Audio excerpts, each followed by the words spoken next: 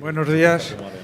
Retomamos la sesión y ahora, antes de comer, vamos a tratar un tema fundamental y fundamental también en el marco del lema de este cuarto Congreso Marítimo Nacional, que es Navegando hacia el futuro. Para navegar hacia el futuro hace falta consumir energía y eso ya puede crear un problema o no, de eso se trata y de eso vamos a comentar. Y también vamos a hablar de los residuos que pueden acabar y que acaban en ese espacio que ocupa algo así como las 3/4 partes del planeta Tierra. Lamentablemente, nuestra bicampeona olímpica y gran navegante Teresa Zabel no nos puede acompañar. Algún problema le ha surgido y nos pide que la disculpemos. El resto de ponentes sí que nos han podido acompañar y sin más introducción paso a ceder la palabra y presentar previamente a don Juan Carlos Díaz Lorenzo, que es el director general de comunicación de esa nueva, importantísima, muy antigua, naviera que es Armas Transmediterránea. Armas Transmediterránea ahora tiene la flota con más barcos de nuestro país. Y Juan Carlos Díaz Lorenzo, él es licenciado en Historia del Arte por la Universidad de Santiago, es máster en Ciencias de la Comunicación, es doctor por la Universidad de La Coruña, reside a caballo entre el cuartel general de Armas y el cuartel general de Transmediterráneo. Eso se traduce en que vive en el avión entre Tenerife y Madrid-Tenerife. Y en su haber cuenta con 51 libros, si no me equivoco, 51 libros escritos por él, fundamentalmente alrededor del tema que nos ocupa, que son los barcos, la marina mercante y el medio donde esto se desarrolla. De forma, no quiero dejar de mencionar que es el cónsul de Finlandia en las Islas Canarias. Juan Carlos nos va a hablar sobre el compromiso que tiene un grupo líder como es Armas Transmediterránea con la liberación de plástico, con la reducción del plástico en el planeta. Resulta asombroso cómo en desiertos como el del Sahara o en Atacama, ahora mismo lo que se ve fundamentalmente, aparte de arena y poco más, son bolsas de plástico, fundamentalmente bolsas de plástico negro, y llama la atención el enorme problema que está causando en el medio marino el plástico, tanto porque resulta un cebo atractivo para ciertas especies que se atragantan y mueren asfixiados, delfines, tortugas, como por el enorme problema de los microplásticos. Juan Carlos, si te parece. Buenos días y muchísimas gracias a todos. Es un verdadero placer estar de nuevo aquí en este foro especializado de tan alto nivel y en esta oportunidad además representando desde mi posición de director de comunicación del Grupo Armas Transmediterránea. Vamos a proyectar primero un vídeo muy cortito para entrar en situación y a continuación ya después desarrollaré cuál es mi ponencia. Muchas gracias.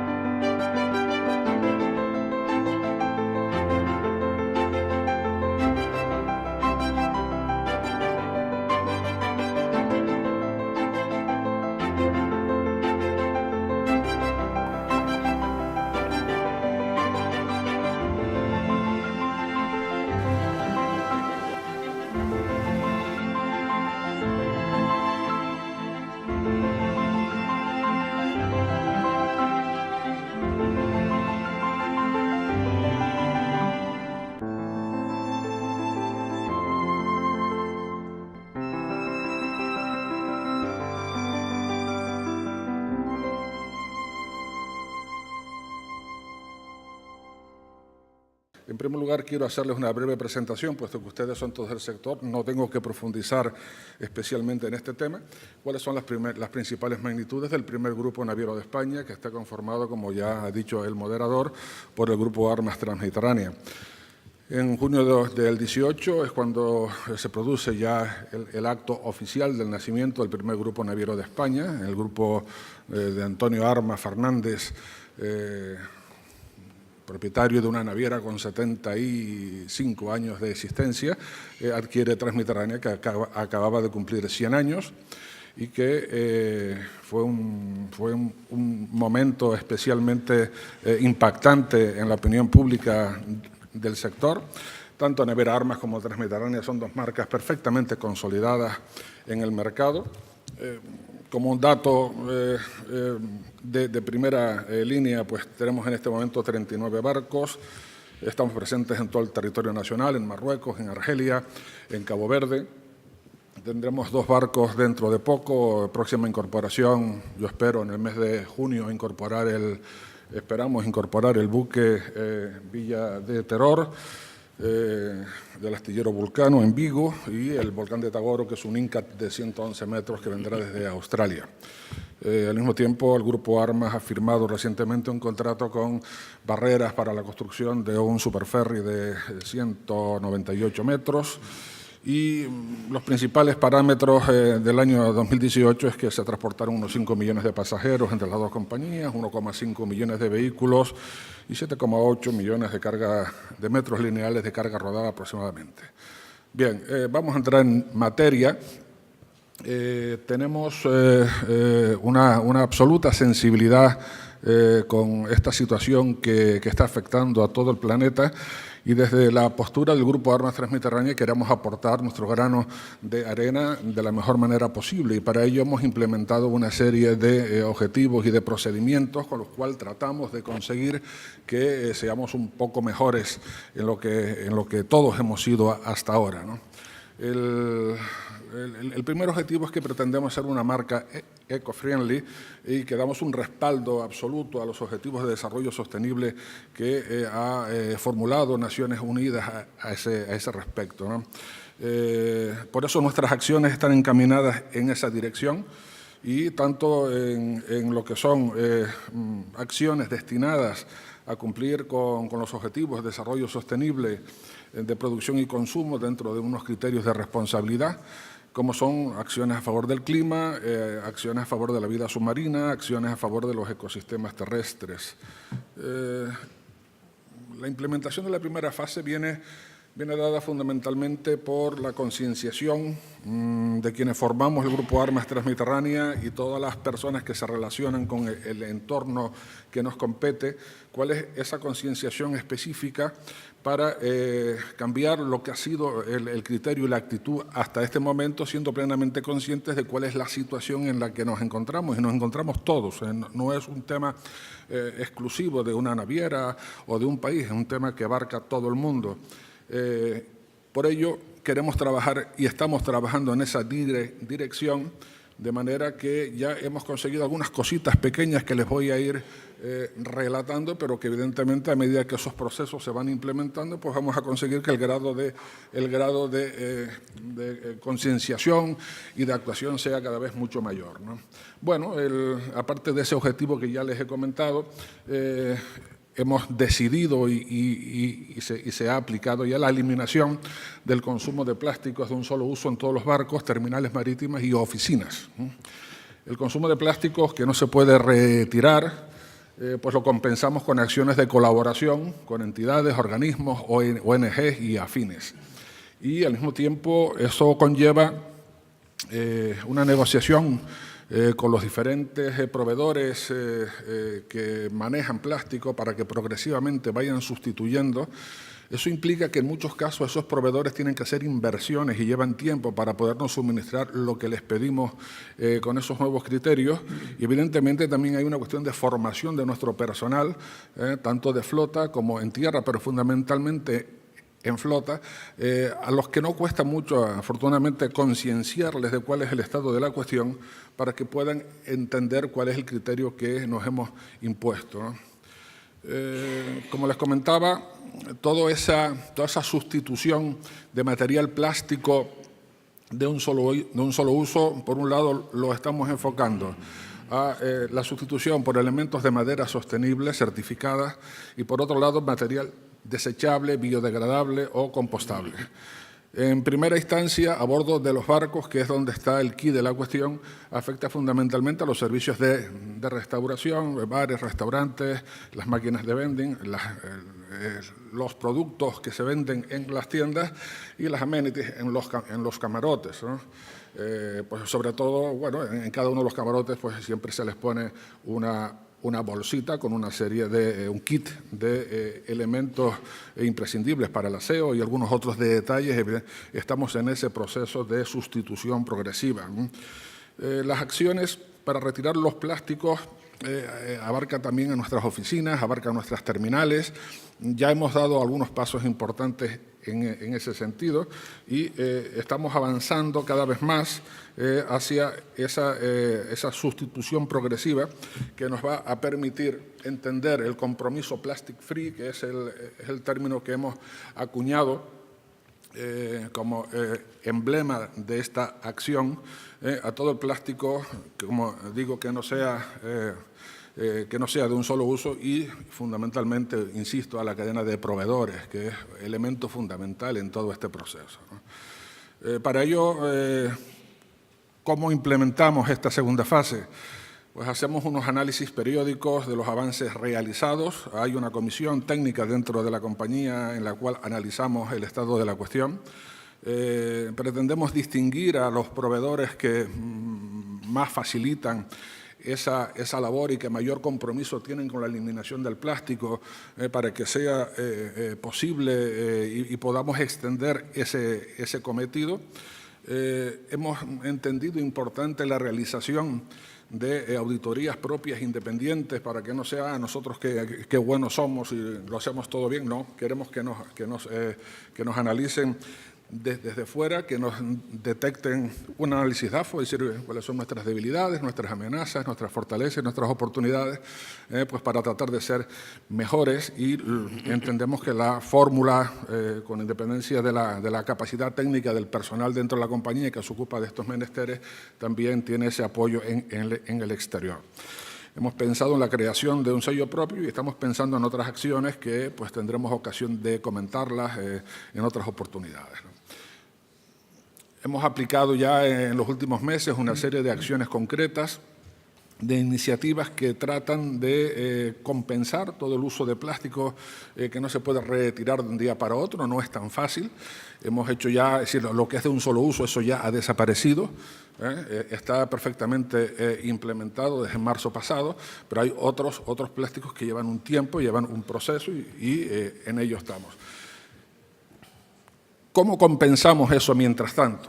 Hemos decidido, y lo venimos haciendo desde hace tiempo, establecer unos rangos de colaboración con entidades, organismos, ONG que trabajan por el cuidado del medio ambiente. Tenemos un acuerdo con CRAM para la recuperación de los animales marinos. Todo esto son iniciativas que además se han renovado en el transcurso de la celebración de la pasada Feria de Fitur en Madrid. Hay un acuerdo con Oceánidas y la Red de Vigilantes Marinos para proyectos de limpieza y recogida de desechos en las costas y los fondos marinos. Hay un apoyo económico por parte del Grupo Armas Transmediterránea para todo este tipo de iniciativas, entre las cuales pues, está la Fundación Ecomar, que se dedica a realizar talleres de formación y concienciación con los menores, con esa futura generación que está llamada a sucedernos en la limpieza y recogida de plásticos y plástico en playas. Participamos en diversas campañas de limpieza en las costas de Baleares y Canarias. En el caso concreto de Naviera Armas, pues colabora con Canarias Libre de Plásticos y sus campañas de recogida de desechos en las playas del archipiélago. Y recientemente hemos también llegado a un acuerdo de colaboración con la Confederación Española de Pesca para las acciones de recogida de plásticos en alta mar. Y como soy muy disciplinado con el tiempo, este es el planteamiento que yo les quería hacer dentro del espacio que me ha asignado la organización. Muchas gracias a todos.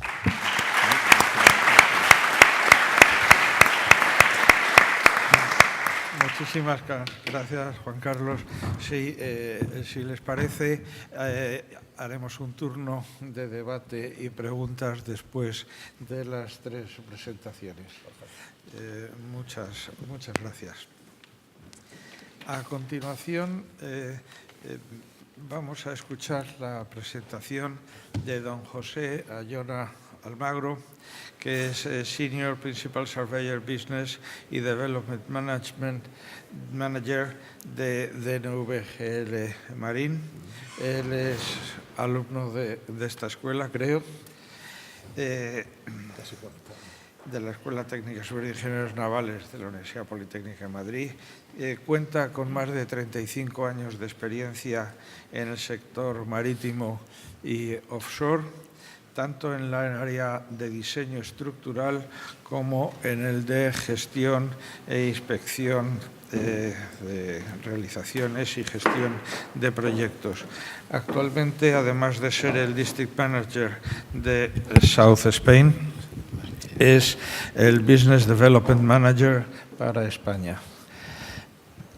José, tienes la palabra. Bueno, no he comentado, discúlpame, que nos va a hablar sobre combustibles alternativos para la descarbonización del transporte marítimo.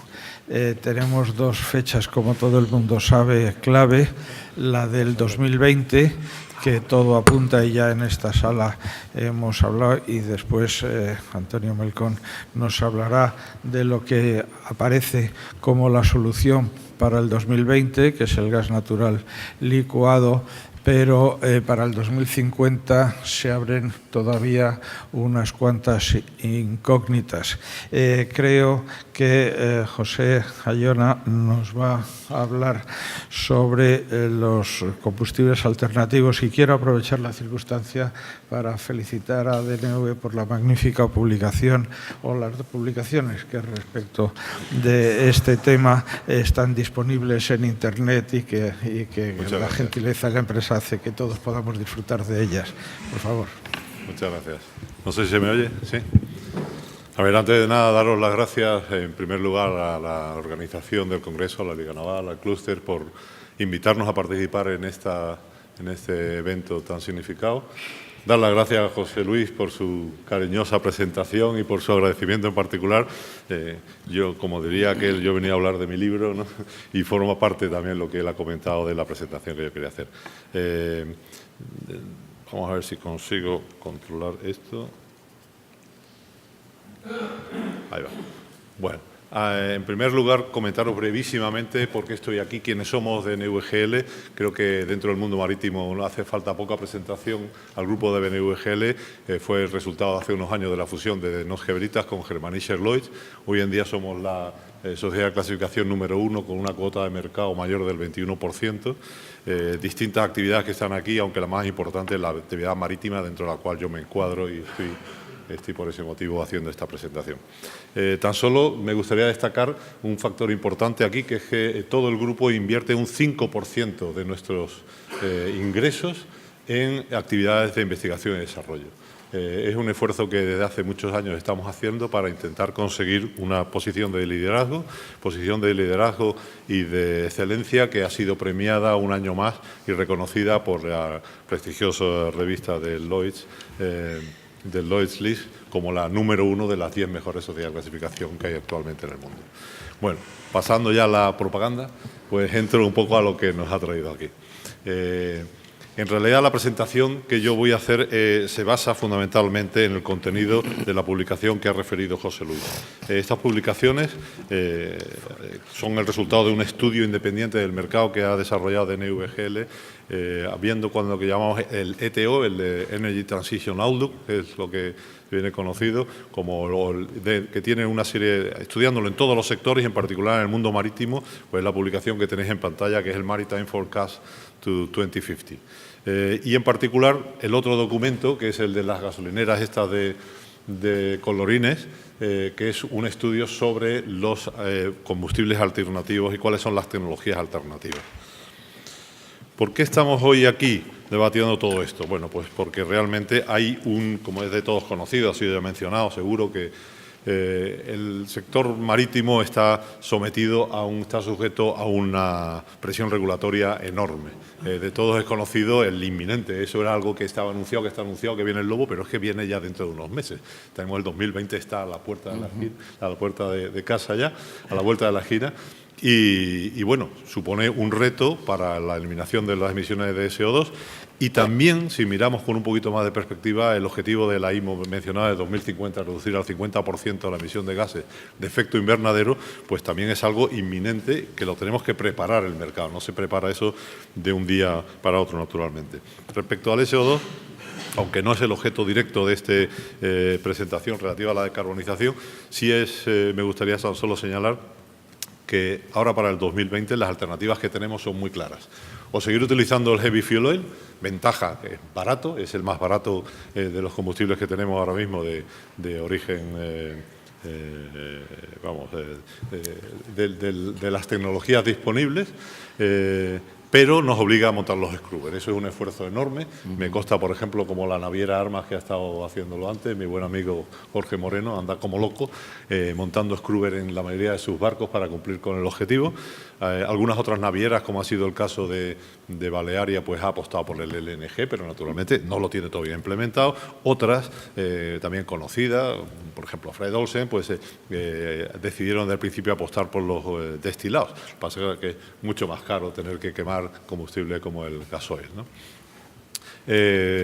Como todos sabéis, el tema de los scrubbers tiene problemas de montaje a bordo, de espacio, de estabilidad, de disponibilidad de suministro y, naturalmente, incluso el mercado no está disponible para poder montar todos los scrubbers que hacen falta.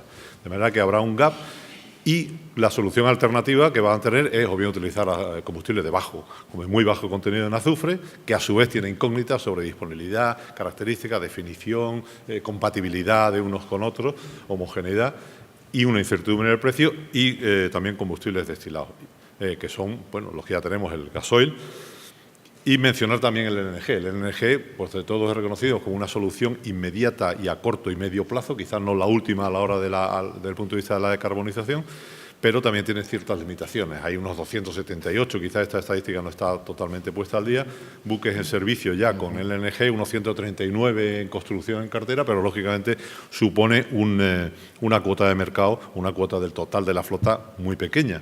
Pero ojo, no le minusvaloremos. Y ahora va a venir el compañero de CEPSA a hablarnos del LNG. De acuerdo con los datos que dispongo, para el 2019 se esperaba que formara un 3% de la flota mundial consumiendo LNG, pero para el 2030 se espera que haya subido ya a un 10% y para 2050 sube a un 23%, una cuarta parte casi de la flota mundial. De manera que no es nada despreciable la contribución del LNG.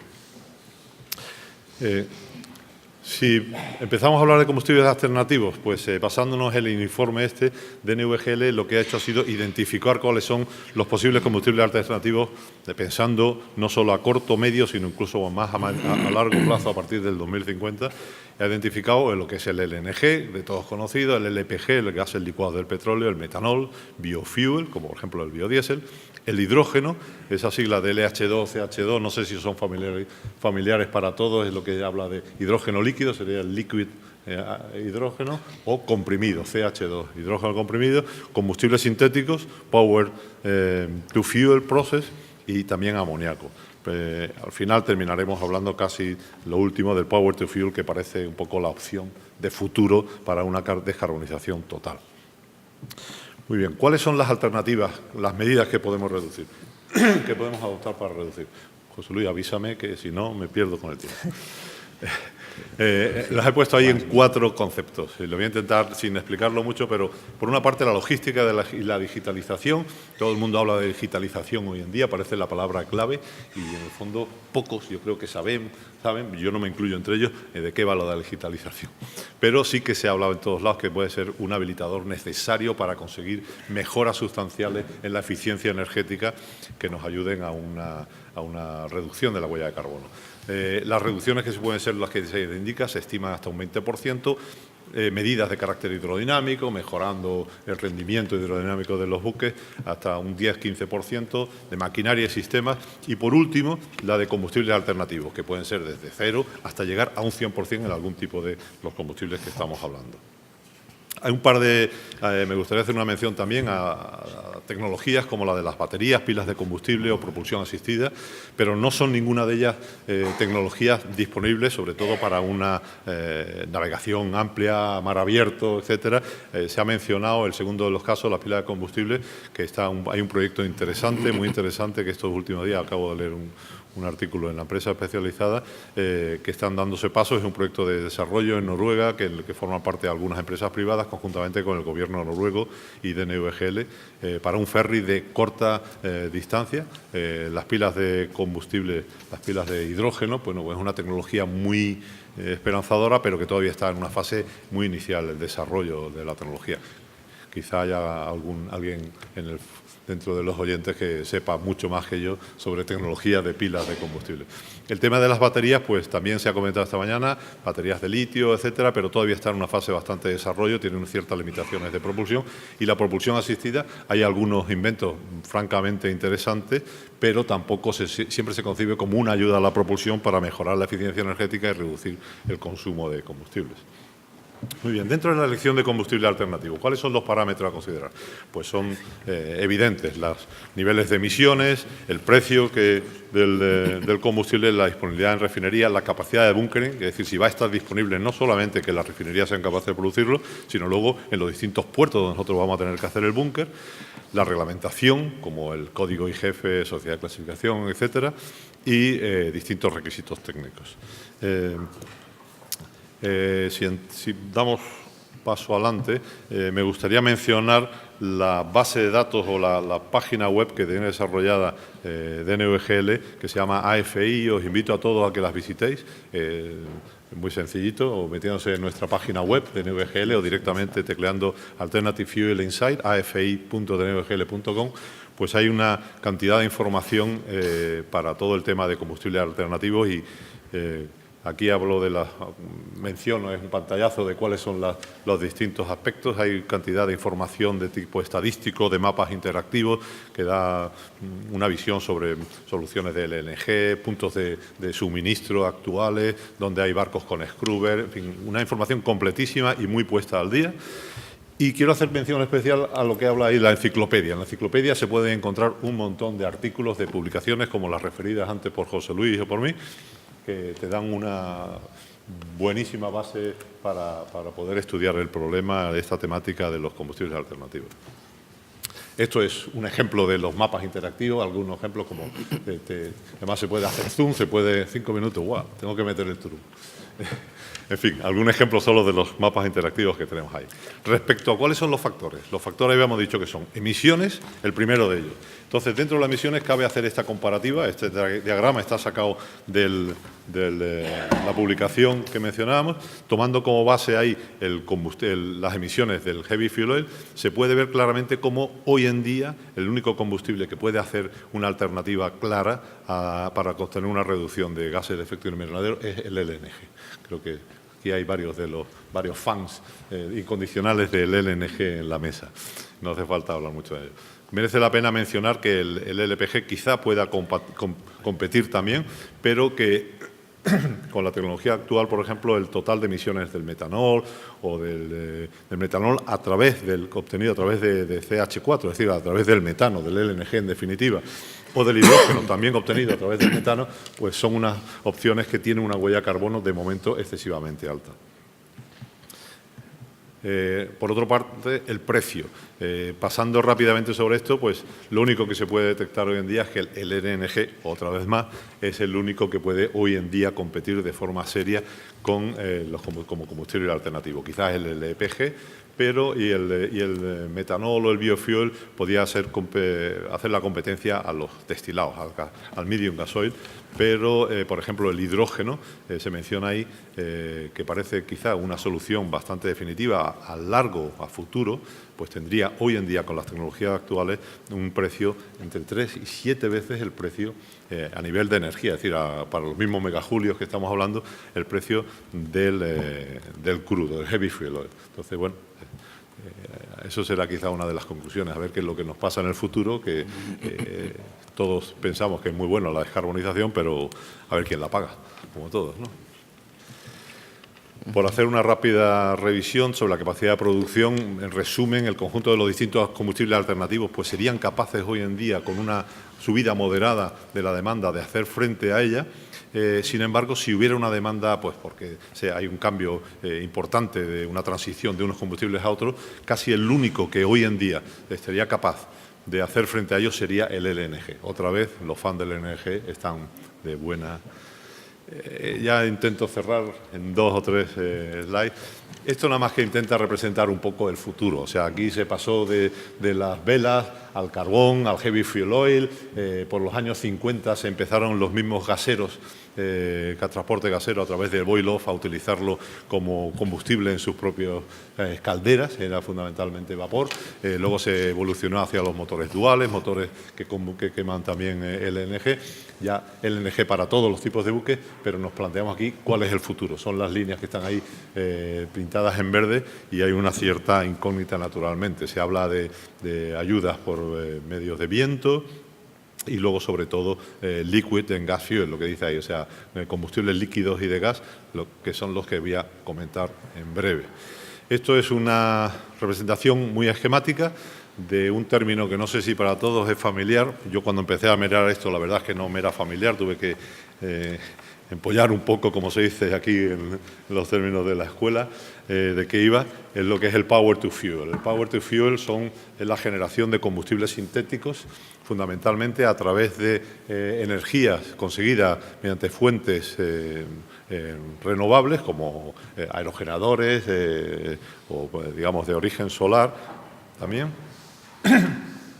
y utilizarlo mediante procesos de hidrólisis para generar hidrógeno y mediante un proceso sintético de reforma tomar el CO2 también que está en el ambiente, lo cual tiene un doble efecto, no solamente no emitimos, sino que incluso estamos consumiéndolo para producir lo que se llama Power to Liquid o Power to Gas, que es lo que en resumen se llama Power to Fuel. ¿Cuáles son los combustibles producidos mediante hidrógeno y CO2? Esto puede ser, en principio, en Power to Gas Fuel, el hidrógeno, metano, propano, butano o algunas mezclas de ellos, y en combustibles líquidos sería metanol, diésel o gasolina sintéticos. Estos combustibles están todavía en una fase muy primitiva, pero parece ser que es por donde va el futuro de los combustibles si queremos hacer un compromiso en una descarbonización total. Permitirme que haga el resumen entonces, sería que el LNG y los combustibles sintéticos neutros en CO2, como los que hemos dicho, parecen los combustibles más idóneos para la descarbonización. Los combustibles neutros en carbono jugarán un papel clave en la descarbonización del transporte marítimo a partir de 2035, que eso, aunque parezca muy lejos, está aquí al lado, son 15 años y la evolución del mercado y de la industria y la tecnología no es tan rápida. Si los objetivos marcados por Naciones Unidas para la reducción de gases de efecto invernadero se mantienen, entonces tiene que haber un claro aumento en el consumo de combustibles sintéticos Power to Fuel a nivel global, no solo en el transporte marítimo. Y los combustibles neutros en carbono serán combustibles sintéticos de proceso e incluirán el uso directo de hidrógeno y biocombustible de forma líquida o como metano, biogás. Pueden encontrar una vez más amplia información en ello en nuestra página web de NVGL, Alternative Fuel Insight. Y lo último, que lo he adelantado ya antes, el costo. Es evidente que la introducción y el uso a largo plazo de carbono neutro no es gratis. De los procesos Power to Fuel está relacionado con un costo muy significativamente mucho más alto en comparación con el precio actual del combustible, lo cual pues genera una incógnita y una cierta inseguridad dentro de lo que es el mercado. Creo que eso era todo. Muchísimas gracias por su atención.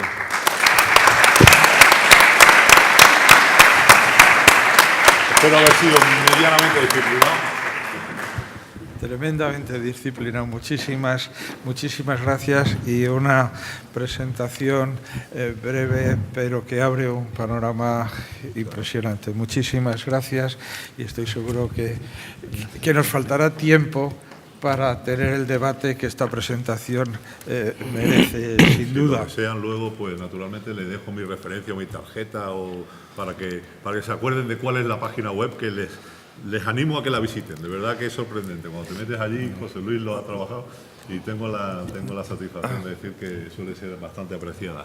Doy fe y es magnífica. Claro, la iniciativa de dedicar dinero a las cosas, para hacer política es poner dinero y el 5% que dedica DNV pues se nota. Así que como hay que dar las gracias por ese esfuerzo que están haciendo. José Ayona ha abierto la puerta para que Antonio Melcón Álvarez nos haga su presentación sobre el mercado del gas natural licuado como combustible marino. Antonio Melcón es el director general de Cepsa Gas, por tanto es el responsable del gas en Cepsa.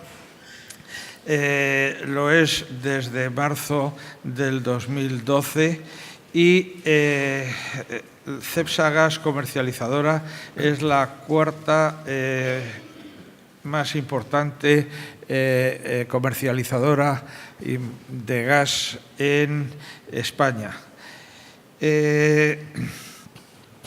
Tiene una cuota de mercado actualmente en LNG distribuido para industria, fundamentalmente a través de camión cisterna, que es el segundo más importante distribuidor de GNL en España.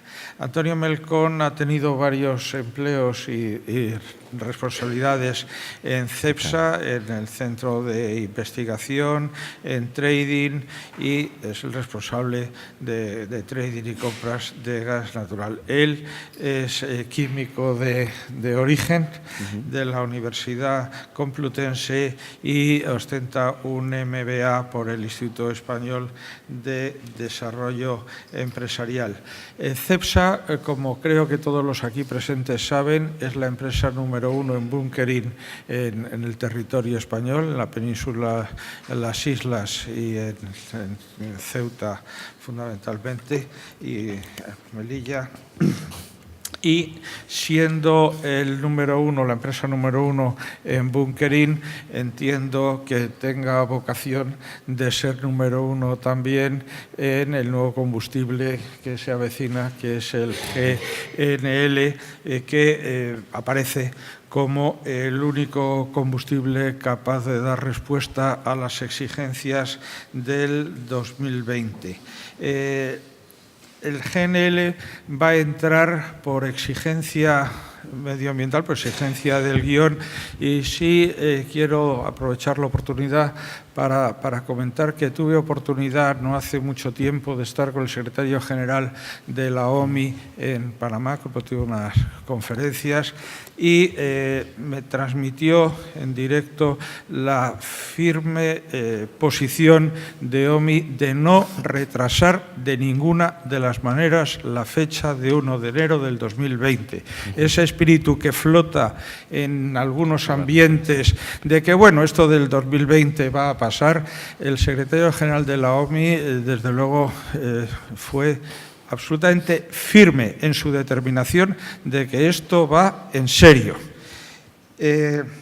Dicho esto, aparte de por exigencias ambientales, el gas va a entrar, necesariamente tiene que entrar por precio en un mundo como es el marítimo, como decimos, que los barcos, los que lo mueven a los barcos no son los combustibles, es la diferencia, los barcos comerciales los mueve la diferencia de precio, es el precio el que pone en marcha a los barcos. Y Antonio Melcón nos va a hablar sobre el mercado del gas natural licuado como combustible marino. Antonio. Muy bien, gracias José Luis. Tengo el agua cerca, me acercaré un poquito que tengo tocada la garganta. No me levanto no por descortesía, es que os veo a todos muy bien y no me dejo a nadie, entonces estoy muy cómodo aquí en la silla. En primer lugar, agradecer a Juan Carlos el proyecto que nos ha contado de liberar, de quitar todos los plásticos a bordo de los ferries. Te lo agradezco por mis hijas y por mí mismo. Yo creo que es una iniciativa espectacular y, bueno, pues va en línea con lo que la sociedad pide. José ha hecho una presentación estupenda. La verdad es que, como no tenía muy claro qué iba a decir, la adapto un poco y retomo sobre lo que él ha contado. Envía una presentación, pero no la voy a seguir. En la presentación podéis ver mis datos de contacto por si en algún momento queréis llamarme. Yo estaré encantado de hablar con cualquiera de vosotros de GNL, de CO2, de emisiones, de gases de efecto invernadero, de lo que queráis. Y también hay un forecast, hay una previsión de Cepsa. También recomiendo que, si tenéis tiempo, os metáis en el Outlook 2030 de Cepsa. Está obsoleta, ¿eh? La hicimos hace 2 años, la estamos adaptando, y es que ahora, 6 meses después, las cosas cambian y te quedas obsoleto. Hay que estar cambiando continuamente. Y es lo que tiene este mercado. Para mí, pues mi papel es muy sencillo, porque Cepsa es una empresa de energía global, y nos pidan lo que nos pidan los armadores, se lo vamos a dar. Si nos piden fuel de alto azufre, estamos entre las 5 empresas que venden más fuel como combustible marino, se lo vamos a dar. Si nos piden fuel 0,5, se lo vamos a dar también, y estamos preparados para darlo. ¿Cómo? Pues hemos hecho inversiones pequeñitas, algunas, y otras que ya están decididas, que son muy grandes. En el corto plazo, pues cambiando la cesta de crudos, cogiendo crudos más ligeros, pero vamos a tener fuel de bajo azufre, suficiente para tener la demanda. En el más largo plazo, a partir del 2022, pues invirtiendo mucho, estamos hablando de inversiones, una inversión en nuestra refinería de Algeciras de 1.000 millones de euros, para producir menos residuo y un poco más de destilado medio. Al final queremos estar preparados para lo que nos pidan los clientes. Si nos piden GNL, pues también estamos intentando prepararnos, no haciendo locuras, porque al final, pues cualquier inversión que hagas, la rentabilidad está muy condicionada por los flujos de caja en los primeros años, y la demanda de GNL no está.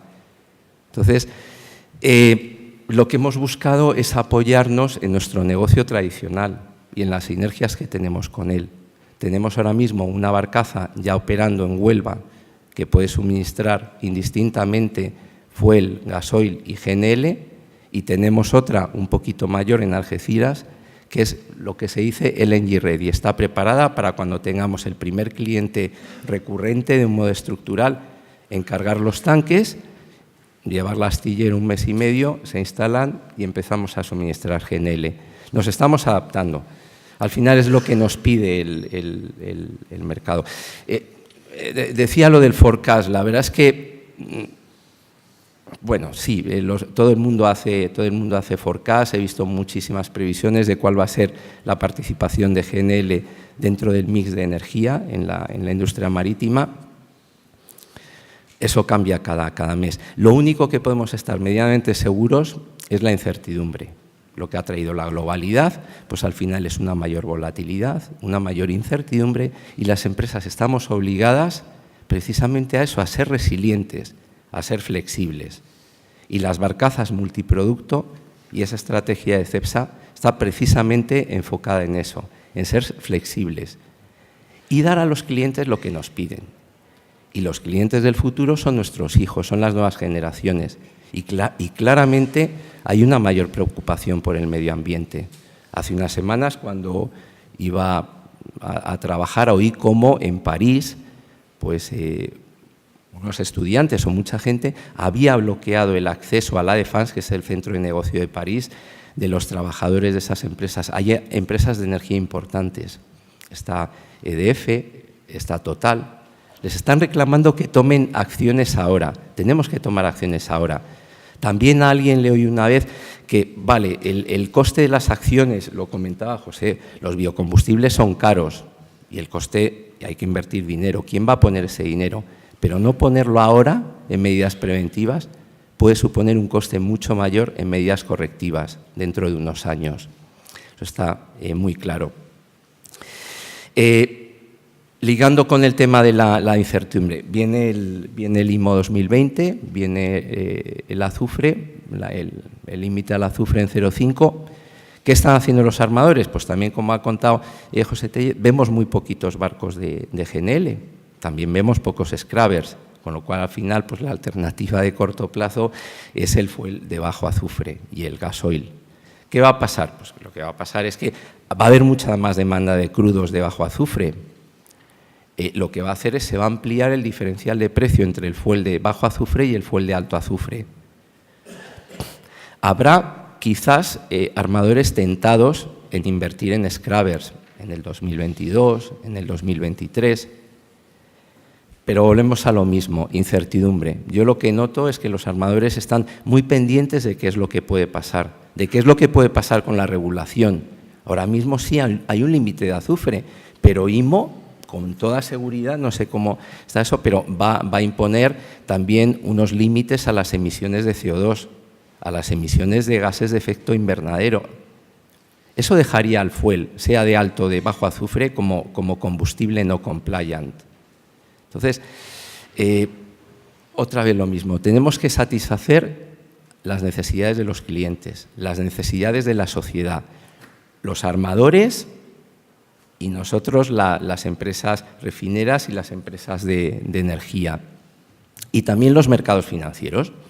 Y lo que está pasando es que los mercados financieros, y cada vez está pasando más, te están pidiendo un compromiso con un plan sostenible a largo plazo. Te están diciendo, a ver, ¿qué plan de negocio tienes?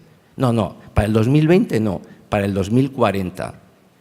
Y que sea además resiliente a diferentes escenarios de descarbonización, porque nadie sabe cuándo se va a dejar de vender gasoil a los coches y cuándo se va a dejar de vender fuel a los barcos.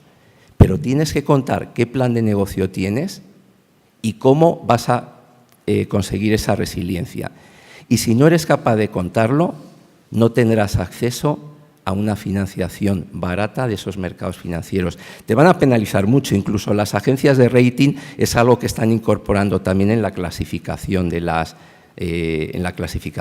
empresas. Hay que trabajar en eso. La iniciativa de Navier Armas yo creo que es una buena iniciativa, como la que tiene Cepsa en Molinos. Pues hemos invertido en campos eólicos y estamos viendo proyectos más en campos eólico y también en fotovoltaico, en energía solar. Pero no es suficiente y eso es muy poco.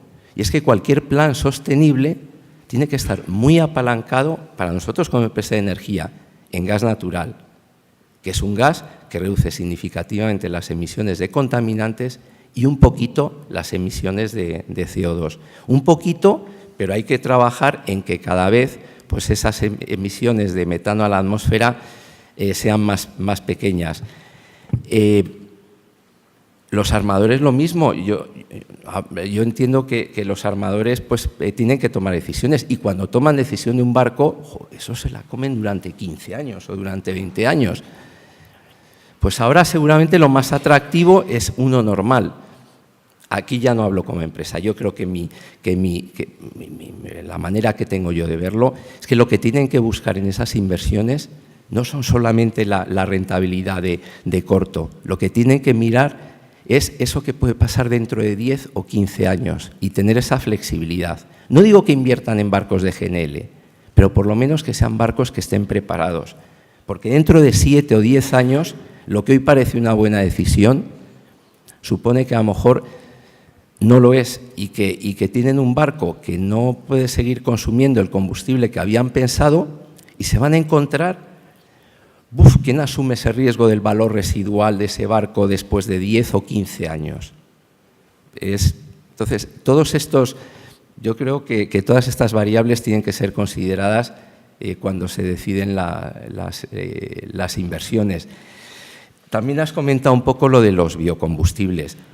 Vale, sí, yo creo que una manera de reducir las emisiones de metano es una creciente participación dentro del mix de gas natural de los biocombustibles, de la economía circular. Tiene residuos sólidos urbanos, tiene residuos agrarios, los sometes a un proceso de digestión anaeróbica, produces biogás, lo concentras a hasta un 94 o 95% de metano que pueda ser utilizado, que pueda ser inyectado en las redes.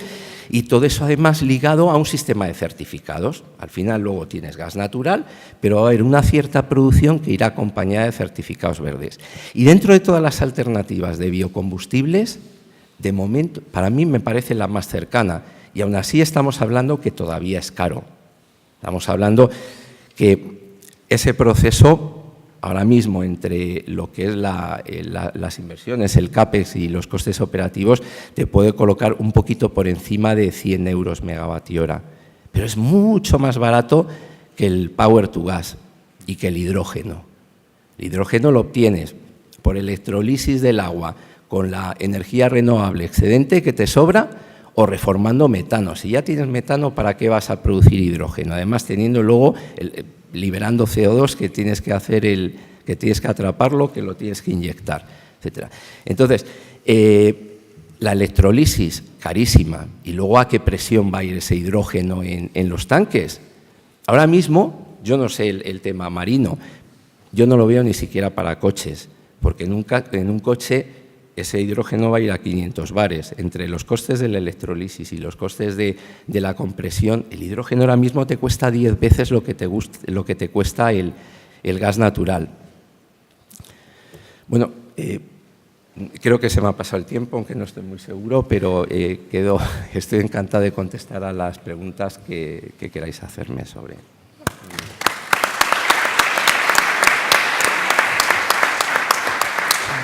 Muchísimas gracias, Antonio. Te has circunscrito estrictamente al tiempo asignado, así que muchísimas gracias. Y eso nos permite establecer un turno de unos 15 minutos aproximadamente de preguntas. La organización me pide que diga, y lo hago mío, que las preguntas que se hagan no sean intervenciones, sean preguntas directas y concisas y concretas. Allí tenemos dos personas. Sí, Marcelino González, vicepresidente de la Liga. Mi pregunta va por lo del mundo libre de plásticos. ¿Está haciendo la Administración realmente algo serio? Porque a mí me parece que hace cosas, pero que son tomaduras de pelo. Uno va a un supermercado, se compra algo, pide una bolsa y le dice, no, eso tiene que pagar porque contamina. Bueno, miro la barra de pan y el aceite, no me cabe en el bolsillo, compro la bolsa y me voy para casa, todo tranquilo, porque como ya he pagado ya no contamina. ¿Qué pasa? Bueno, tiene usted bastante razón con lo que dice, ¿no? Nosotros tenemos desde el Grupo Armas Transmediterránea, tenemos contacto con representantes de la Administración para que sean conocedores de cuáles son los pasos que estamos dando dentro de nuestra organización para intentar ser cada día un poco más libres de plásticos, ¿no? Hemos encontrado bastante buena recepción, ¿no?, por parte de los estamentos de la Administración, tanto a nivel del Estado como de las propias comunidades autónomas donde tenemos implantación. Es un proceso que lleva tiempo, pero hemos conseguido implementar que todos esos procedimientos con los que estamos trabajando, digamos que se vayan intoxicando, entre comillas, de que ese cambio es perfectamente posible. El primer paso más reciente cara a la opinión pública que dimos pues, fue en el pasado Fitur, donde nuestro stand fue absolutamente libre de plásticos y fue un tema que intentamos que todos nuestros visitantes comprobaran que eso era así, ¿no? Es decir, está muy bien cara a la galería el que digamos que estamos en ese procedimiento, pero está mucho mejor, evidentemente, el que cumplamos con los criterios que nos hemos implantado y que estamos avanzando, ¿no? Ya la otra cuestión en este momento excede de nuestras capacidades, pero tiene usted toda la razón. Sí, hablo en nombre de la Fundación Philippe Cousteau. Su presidente honor se llama Pedro Sánchez. Su presidente recientemente fallecido es el almirante Gabriel Portal Antón. Felicito a la mesa. Creo que es importantísimo que la universidad, la mayor armadora de España, una sociedad de clasificación siempre de referencia y un operador energético estén haciendo esto. Todos tenemos un problema. Nos vamos a envenenar de plástico, nos vamos a morir de CO2. No es posible resolver esto solo los cuatro de la mesa. Por supuesto, tampoco solo mi fundación, aunque acabe de inaugurar los campamentos de Cuba, de movilizar el mundo del deporte o de hacer muchas cuestiones. Por tanto, invitamos a que sigan haciendo eso y los invitamos a participar juntos con los organizadores, con la Real Liga, con el clúster, a que sea verdad lo que hacemos, es decir, a participar en un programa que se llama, dirigido a la infancia, a la juventud, a todo el mundo, Mares, Playas y Ríos Limpios. Los invitamos. La respuesta, como quiere la organización, en la individual, en la mesa y en los presentes. Gracias. Muchas gracias, Rafael.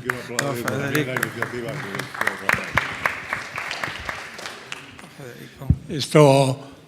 José Ayona nos ha mencionado ahora los límites de la IMO para el 1 de enero con relación a la limitación de azufre, del peso del azufre a 0,5%. Sin embargo, en la zona seca, es decir, las zonas de navegación restringida, emisiones de azufre, esto va a ser solamente 0,1%, es decir, va a ser súper restrictiva. Teniendo en cuenta en la actualidad que Transmediterránea y Armas, con sus 38 buques, supongo, bueno, ferries, y supongo que la gran mayoría, si no la totalidad, van a fuel y a fuel pesado, teniendo en cuenta además que esta zona seca es Caribe y es el Báltico, entre otros, como las Islas Vírgenes, etcétera, y que hay un trasvase de flota históricamente frecuente entre el Báltico y España, la Mediterránea en otras épocas, etcétera, esto puede ser una limitación a la flota de armas transmediterránea si desea fletar algún buque o vender en los países escandinavos. Es decir, que es un tema que creo que tiene que tener en cuenta, nada más. Muy bien. Estoy de acuerdo. Efectivamente, Federico, es un tema que está planteado. La dirección técnica y operativa trabaja en ese tema. Es una realidad que está ahí. Y cuando comentabas el origen nórdico, me vino a la memoria aquellos dos barcos extraordinarios que fueron el Ciudad de la Laguna y el Villa de Gaete, comprados por Transmediterránea en el año 75 a Silja Lines, dos barcos únicos en la Marina Mercante Española, que tenían 8 pequeños motores propulsores de 1080 caballos cada uno, acoplados 4 y 4 a 2 ejes.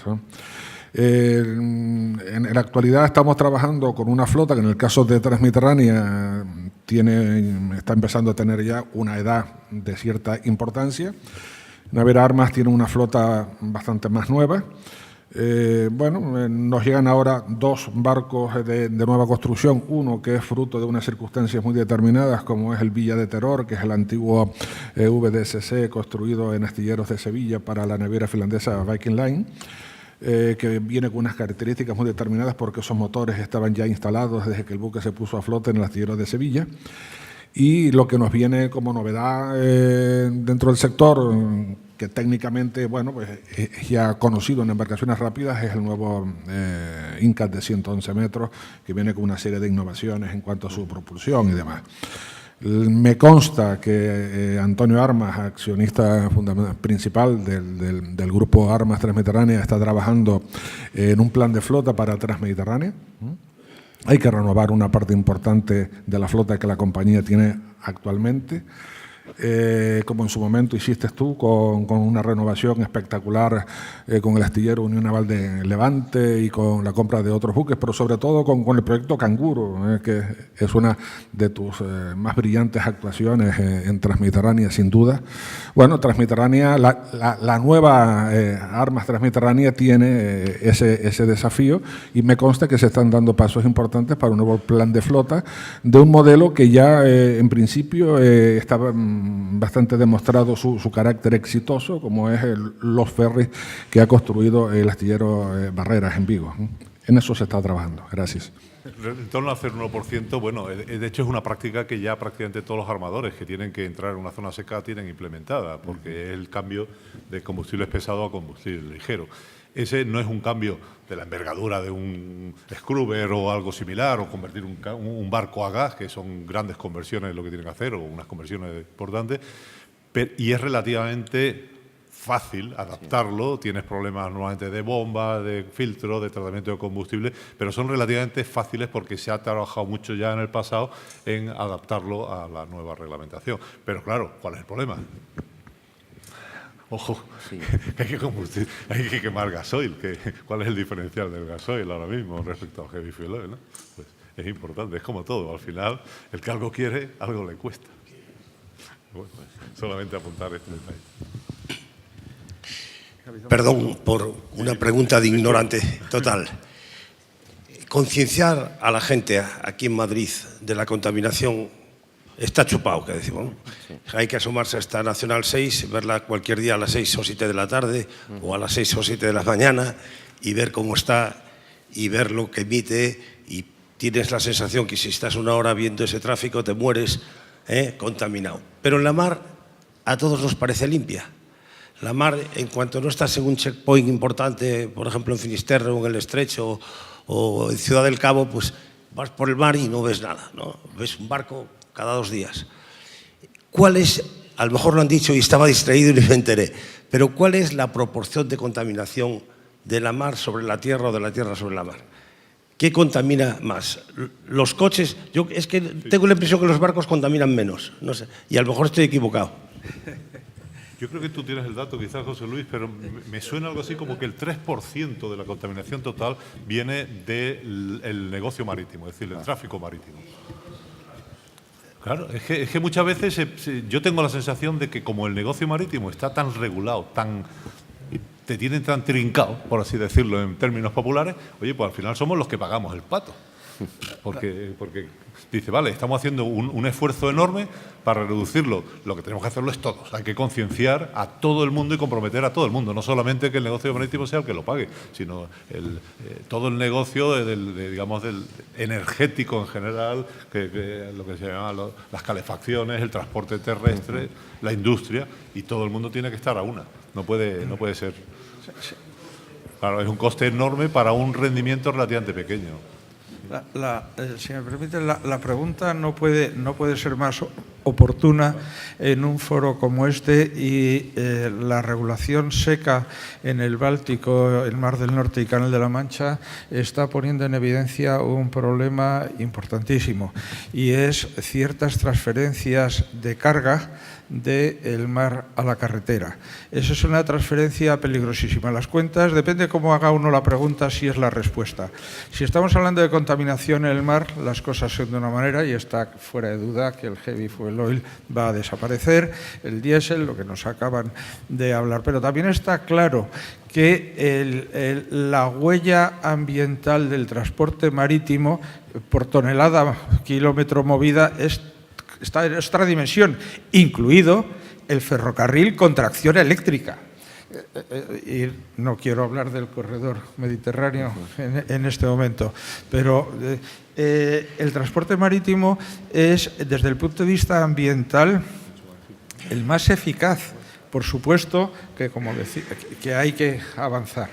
Pero cuidado, porque estamos hablando de precios de mercado y se están empezando a saltar alarmas en el Báltico de transferencias de carga a la carretera, precisamente por los sobrecostes de la regulación ambiental. Es un tema delicadísimo. Contestando a la pregunta, si teníamos algunos datos, parece ser, depende si estamos hablando de emisiones de azufre o de partículas o de NOx. Pero el transporte marítimo está en torno al 3%, como decía, en ciertas emisiones, puede llegar al 8% en las emisiones de azufre, que con el gas natural licuado mejoran enormemente, pero no es el principal elemento de contaminación, porque además la contaminación donde molesta no es en mitad del océano o en mitad del desierto, molesta donde hay gente, molesta la contaminación en el ámbito portuario, porque los puertos están rodeados de gente que vive en las ciudades portuarias, etcétera. Pero la pregunta no puede ser más oportuna, porque hay que tener mucho cuidado con este tema de los autodenominados ecologistas. No estamos en la Escuela de Ingenieros Navales y sabemos cómo se obtiene el título de ingeniero naval o cómo se obtiene el título de ingeniero de caminos o de licenciado en Derecho. Ahora, yo he preguntado varias veces dónde se obtiene el título de ecologista.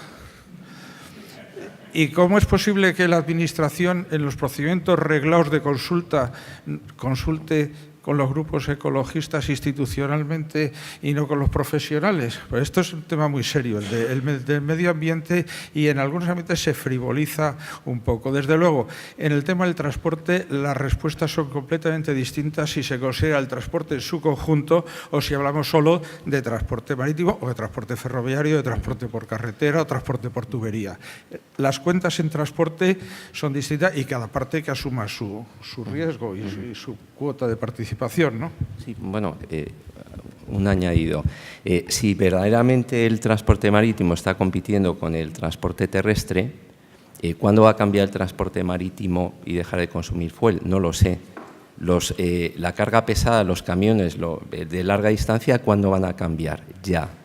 De hecho, están cambiando y hay muchas empresas de distribución, hay muchas empresas de transporte que dan servicio a grandes compañías de distribución que están cambiando, porque ya las cabezas tractoras dan la potencia que necesitan. Tienen 1.500 kilómetros de autonomía. El GNL paga menos impuestos, mucho menos impuestos que el gasoil, y eso va a seguir pasando. Y encima es mucho más barato. Entonces, para el transportista hacer los números, pues las nuevas a GNL. O sea, que al final está compitiendo con un transporte que va a evolucionar mucho más rápido a GNL, con menores emisiones tanto de CO2 respecto al fuel como menores contaminantes como SO2 o NO2.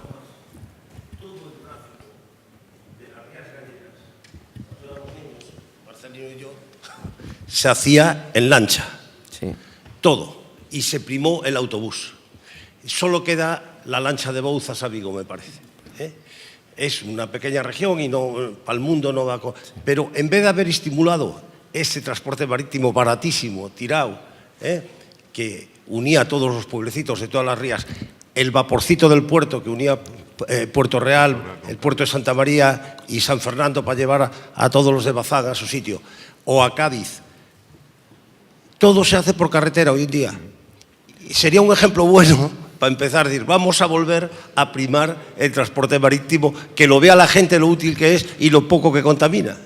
Hay un ejemplo, son los noruegos. Los noruegos, claramente, con toda la costa llena de fiordos, ir por carretera es un disparate. Entonces tienen potenciado absolutamente el transporte marítimo en los fiordos y hacer uno combinado. Haces un tramo en carretera, te montas en el barco, lo cruzas, vuelves a hacerlo y es muchísimo más eficiente, ¿no? ¿Había? ¿Sí? Claro. Es que las rías gallegas son los fiordos noruegos igual, o sea, son los fiordos españoles. Quería comentar, al hilo de lo anterior, decía, bueno, está muy claro que se pide, bueno, termino, José Luis, que se pide a efectos de SO2. Dice, ¿qué se va a pedir a efectos de gases de efecto invernadero? Bueno, yo creo que, aunque hay ya propuestas, lo de la reducción para 2050, pero creo que todos somos conscientes de que el 1 de enero de este año ha entrado en vigor el DCS. El DCS... decimos, bueno, eso de momento no nos piden nada, no, nos piden que nos retratemos, que las navieras se retraten y digan cuáles son las emisiones que están haciendo. ¿Para qué quiere eso la IMO? O desde hace un año ya la Comisión Europea con la EMSA. Pues no lo han declarado expresamente, pero yo mucho me temo que es para saber cuánto está cada uno emitiendo, cuánto está cada uno contaminando y o bien imponer limitaciones o poner una tasa, un impuesto, porque al final se termina todo con eso. Entonces, yo creo que no seamos ingenuos. O sea, el tema de las emisiones de CO2 está clarísimo en la agenda de la IMO y está clarísimo en la agenda de EMSA. Y ahora mismo no lo han dicho, pero de aquí a muy poco tendremos malas noticias, o buenas, como se quiera pensar. Porque también yo creo que en el futuro tenemos que concienciarnos todos de que no podemos ser autocomplacientes, decir, solo contaminamos 3%. No, no. Tenemos que pensar en nuestros hijos, en nuestros nietos y en dejar una tierra que sea habitable y sea buena, como la que hemos disfrutado nosotros. Bueno, muchas gracias.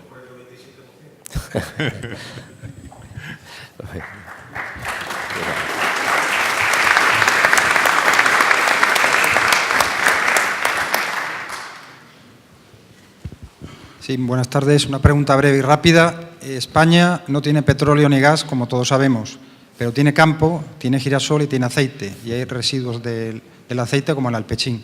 ¿Se investiga en las universidades españolas, Escuela de Ingenieros Navales concretamente, algo sobre este asunto? Porque hablan de muchas energías alternativas muy caras y quizá tendríamos que mirar lo que podemos hacer en nuestro país. Dirijo un grupo de investigación en la universidad, lo hemos tratado muy a fondo Y la respuesta es muy clara. La población está creciendo, toda la política pensamos que debe seguir el principio de people first. Lo primero es la gente. La utilización de biocombustibles tiene un impacto enorme en la subida del precio de los alimentos, con un efecto tremendamente negativo para el conjunto de la población. Los alimentos son para comer y no para quemar en las cámaras de combustión de los motores. Bien. Si no hay ninguna otra intervención, solo... es que no vamos a comer. Pues muchísimas gracias a todos por su presencia.